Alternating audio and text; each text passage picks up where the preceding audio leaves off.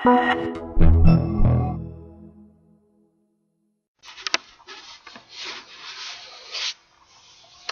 this is Derek doing another review for HorrorNerds.com. This time I'm going to be talking about the 2010 I Spit on Your Grave. It is a remake of the 1978 movie of the same name, or rather Day of the Woman, as was its original title.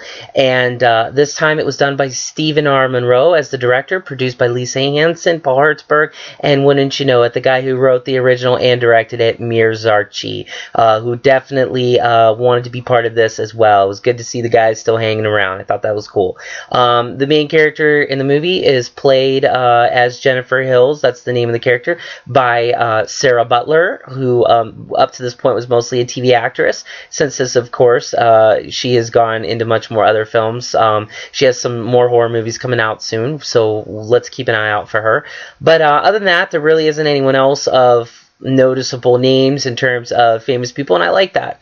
I thought it was brave and very smart of the directors to take another unknown, such as Camille was in the original, the actress who played Jennifer in the original, and just sort of write a story that was basically a remake. They didn't try to, I don't want to say change anything per se.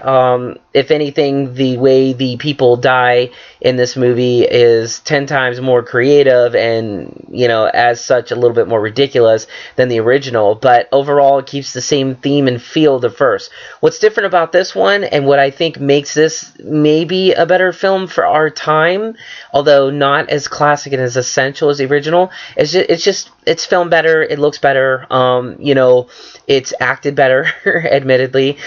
Sarah Butler is an actual actress who knows what she's doing. No disrespect to Camille, but at the same time, you know, this girl she knows her way around the camera. She's certainly very photogenic for the camera. And again, not that Camille wasn't, but I think that, you know, she went all out on this.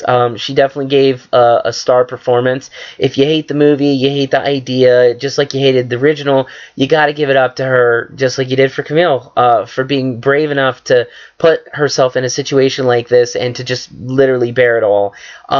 I will say that with this movie, there were a few things that did make it not work for me per se, and as I mentioned earlier, the way you know, Jennifer comes back around and kills all of her you know, her assailants, you know, after living in an empty place for a month or so, it just felt completely unreal to me. I mean, you'd have to have so much strength just to even put some of these guys in the situations you put them in. You'd have to learn how to, you know, for example, set a bear trap, you know, as she caught the one guy, you know, knowing why. I mean, this girl seriously became like a serial killer unto herself pretty fast. She had very little time to learn, you know, and for a girl who was eating bugs to stay alive for a month, you know, the girl had enormous strength to move grown men. And again, I know it's stupid probably to think about things so meticulously like this, but when you're dealing with a movie that's so serious about rape, especially the first half of the movie, which I think did a phenomenal job of showing something that could really actually happen, it goes all to heck the last part of the movie. I'm not going to say I didn't enjoy seeing some of these men get what they deserve. They certainly, especially the last guy, you know, couldn't even imagine having a gun in that place where he had his gun. But I think that if it had been a little more urgent in her killing, if she just, you know, had forged a knife out of wood and just tried to keep picking up stuff, or just did something to make it seem more coherent with the fact that she had been brutally raped and living out in the woods for a month, I would have bought this movie a lot more, and I would have even given it a better rating than the original. The original still is better, even with the minimal amount of acting as compared to the acting and the scenery and just the feel of this movie. Definitely overshadows it, but the original was good because it's the original. It's one of the first times we'd seen this on screen so violently, to the point where, you know, Mir Zarchi had to fight and you'll lose money just to get this movie out there, which I applaud him for. You know, he had a vision. It was based off a real life incident of him, you know, meeting a raped woman, you know, and saving her, so to speak. And this movie kind of tells that story again, although, you know, with a better camera, I guess, and better looking actors and actresses.